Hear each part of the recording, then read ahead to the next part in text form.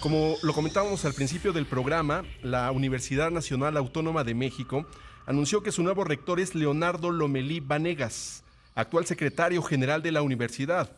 Lomelí fue elegido entre 17 aspirantes y es el designado para suceder a Enrique Graue. Por supuesto que es una nota muy importante en el ámbito universitario de este país. Vamos a platicar al respecto con mi compañera Leti Robles de la Rosa. Mire usted, entre los periodistas, yo me atrevería a decir que mejor conocen a la Universidad Nacional Autónoma de México, es Leticia Robles. Leti cubrió años atrás, durante mucho tiempo, las universidades, particularmente la UNAM. Conoce la vida universitaria de una manera muy precisa. También da clases en ciencias políticas entiendo que es en temas relacionados con el periodismo. Y te saludo con mucho gusto, Leti. ¿Qué tal? Qué gusto. Buenos días. Héctor, muchísimas gracias. Qué presentación tan halagadora, y déjame comentarte que en este momento justamente estamos frente al salón de clases y están muy atentos a este noticiero, a escuchar lo que vamos a comentar aquí. Muchas gracias, Héctor.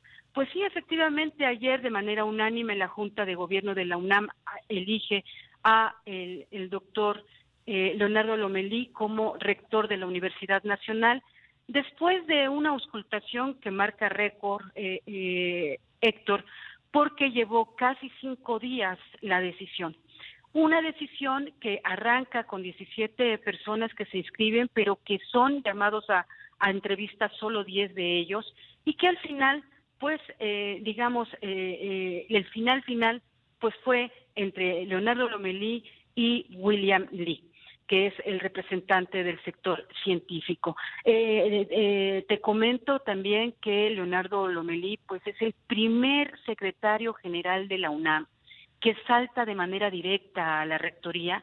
Recordemos que eso nunca había ocurrido, que quienes lo habían intentado jamás lo habían logrado, y él es el primero. También te comento que en toda la historia de la UNAM, desde 1910, Leonardo Lomelí es el primer economista en llegar a la rectoría.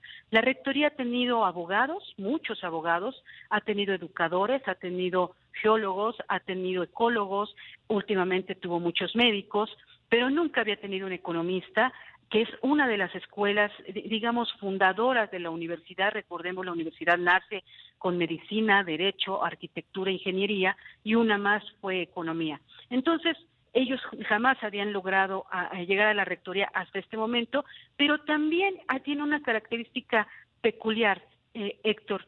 Leonardo Lomelí fue un activista universitario, es un académico que fue parte de las izquierdas, es parte de las izquierdas que se expresan en la UNAM, fue parte de lo que conocimos como Consejo Estudiantil Universitario, y una de sus decisiones hacia una expresión que trabajó mucho para el Congreso Universitario de 1991, que fue consecuencia de la revuelta estudiantil de 1986, en la cual tuve la oportunidad de participar.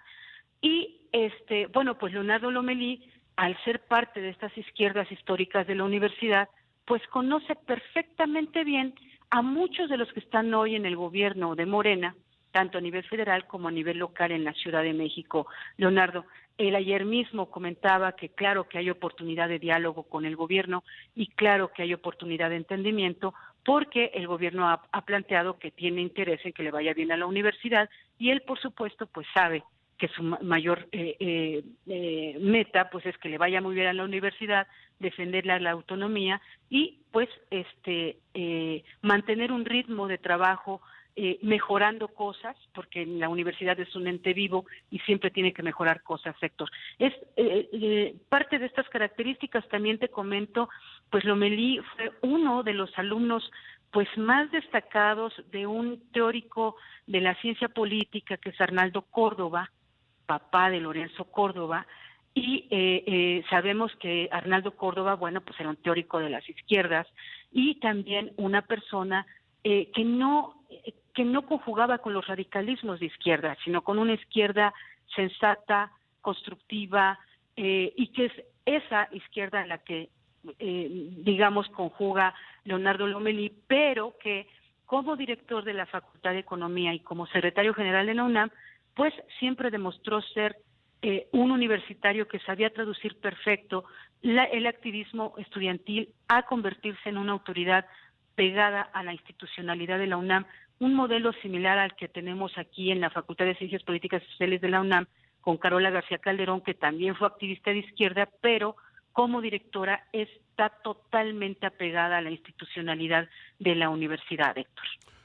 Muy interesante lo que comentas, Leti, porque entonces, si Leonardo Lomelí Vanegas, nuevo rector de la UNAM, fue parte del movimiento del CEU, conoce, como ya lo comentabas, de cerca, por ejemplo, a Claudia Sheinbaum, a otros políticos, por ejemplo, Fernando Belaunzarán, que él está del lado de la oposición ahora, a Imanol Ordorica, que entiendo que también era contendiente a la rectoría.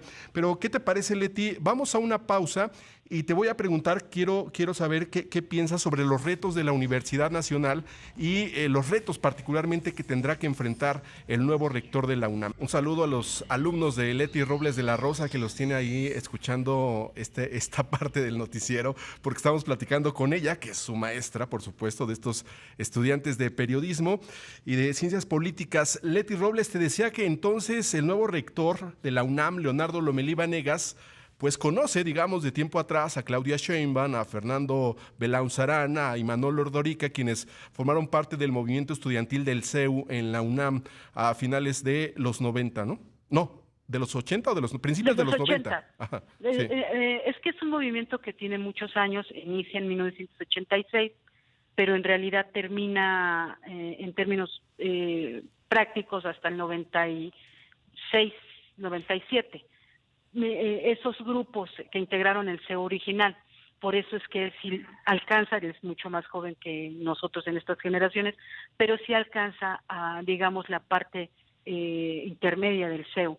También conoce muy bien a Batres, que es el jefe de gobierno de la Ciudad de México. Incluso fueron parte del mismo grupo, el CRU, que era, la CRU, que es la Coordinadora de Reconstrucción Universitaria, Renovación Universitaria, la CRU. Y también fue parte de un movimiento político dentro de las izquierdas en México que optaba por una renovación, pero con diálogo abierto, transparente. Entonces, mira, yo creo que el principal reto de él es evidentemente establecer un buen diálogo con los dos niveles de gobierno, porque pues la universidad es federal, pero pues está sentada en la Ciudad de México, entonces a veces necesita del apoyo del gobierno capitalino para su seguridad o para algunas cosas prácticas que requiere su actividad cotidiana. Y evidentemente con la federación, porque pues se trabaja con ella, la federación a través de la Secretaría de Hacienda y la Cámara de Diputados, pues le autorizan su presupuesto, que por fortuna desde los últimos años del gobierno de Calderón hasta el momento no se lo han vuelto a recortar como era costumbre hasta los gobiernos de priistas y los primeros años de Fox, si no mal recuerdo, pero ya no se los han vuelto a recortar y eso le ha permitido trabajar con estabilidad. Entonces, por un lado es eso, Héctor, tener este diálogo fuerte, y segundo, pues tendrá que sortear algunos intentos de movilizaciones o de paros de la universidad que van a estar protagonizados por grupos que querían colocar a algún rector afín a esa tendencia política que ellos tienen y que no les resultó. También, evidentemente, Héctor, pues tú sabes que hay muchas decisiones que tiene que tomar la universidad y no necesariamente les gusta a muchas personas. Entonces, creo que son retos que han tenido que enfrentar todos los rectores. Las movilizaciones internas, pues la problemática, por ejemplo, hay una tendencia muy grande de maestros de asignatura que quieren tener más oportunidades de carrera académica. Hay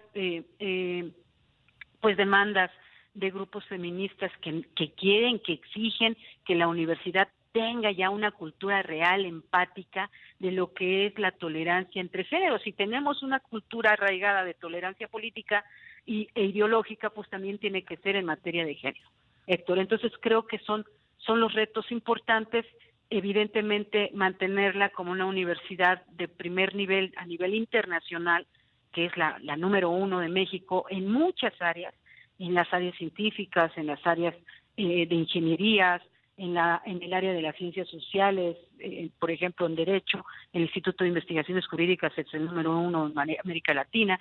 Entonces, son muchas cosas que la UNAM tiene que mantener y que evidentemente para hacerlo, pues necesita de un trabajo muy arduo. Ahora, aquí lo importante es que él ya tiene pues una experiencia de 8 años de ser secretario general, que por cierto es el segundo en toda la historia de la universidad que logra estar 8 años como secretario general de la UNAM, y eso también pues es una característica y algo muy importante, porque pues durante 8 años ha tenido un diálogo constante con las preparatorias, con los SHs, con los institutos, con las facultades, con los centros de investigación, y pues toda la UNAM, tanto en la Ciudad de México como en las entidades federativas y en los países donde hay planteles de la UNAM, como en Canadá y los Estados Unidos, Héctor.